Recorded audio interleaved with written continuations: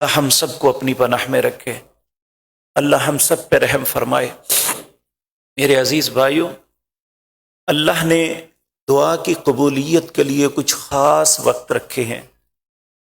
ان میں ایک وقت ہے اذان اور اقامت کے درمیان۔ جب انسان اذان ہوتی ہے تو نماز کھڑی ہونے کے لیے اقامت کی جو ہوتی ہے، اس کے درمیان جو وقت ہے یہ قبولیت کا ہے۔ نبی کریم صلی اللہ علیہ وسلم کو اللہ نے نام لے کے کہا، اے محمد صلی اللہ علیہ وسلم، اس وقت میں جو دعا کی قبولیت کا وقت ہے، دو چیزوں کا مجھ سے سوال کیا کرو۔ اللہ نے خود کہا دو چیزوں کا مجھ سے سوال کیا کرو۔ پہلا سوال، اللہم انی اسألک فعل الخیرات، اے اللہ میں تجھ سے اچھے کاموں کے کرنے کا سوال کرتا ہوں۔ اگر اللہ قبول کر لے تو ہم جیسی خوش نصیب کوئی نہیں ہوگا۔ دوسرا، وترک المنکرات، برے کاموں کو چھوڑنے کا سوال کرتا ہوں۔ ہمیں بھی ان اوقات میں اللہ سے یہ دعا مانگنی چاہیے۔ میرے پیارے بھائیوں اور عزیز بہنوں، نیکی بھی اللہ کی توفیق کے بغیر نہیں ہوتی۔ اگر آپ تشریف لائے ہیں اللہ کے گھر میں، جمعے کی نماز کا انتظار میں، اللہ اور اس کے رسول کی باتیں سن رہے ہیں، تو یہ اللہ نے آپ پہ رحم کیا ہے۔ ہم یہ ہمارا کوئی احسان نہیں ہے، کہ ہم پہ اللہ کا احسان ہے کہ اس نے ہمیں اپنے گھر میں آنے دیا ہے۔ اتنے ہی لوگ ہیں جنہیں نہیں اجازت۔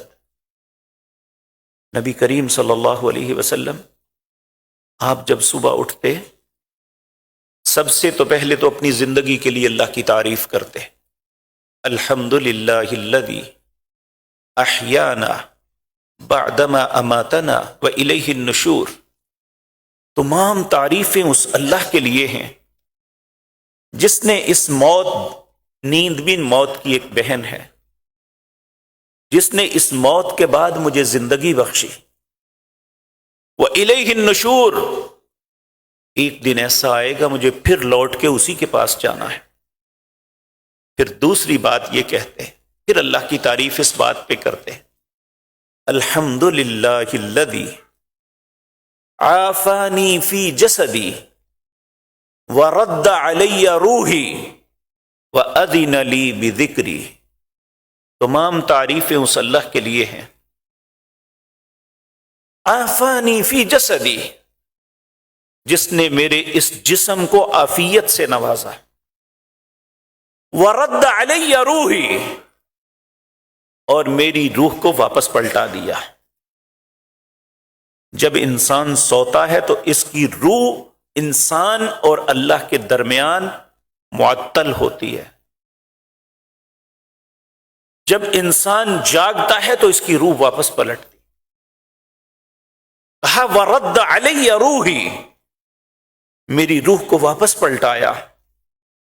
اور تیسری بات، وَأَذِنَ لِي بِذِكْرِي، مجھے اجازت دی کہ میں اس کا ذکر کر سکوں۔ یہ اس کی اجازت سے ہم آئے ہیں۔ اللہ ہمیں اخلاص نصیب فرما دے تاکہ ہم اس کا اجر لے کے واپس پلٹیں۔ یقین جانیے، نبی کریم صلی اللہ علیہ وسلم کے پاس دو دوست آئے، دونوں نے اسلام قبول کیا۔ کچھ دن کے بعد ایک معرکہ ہوا، ایک دوست اس میں شہید ہو گیا۔ اللہ اکبر۔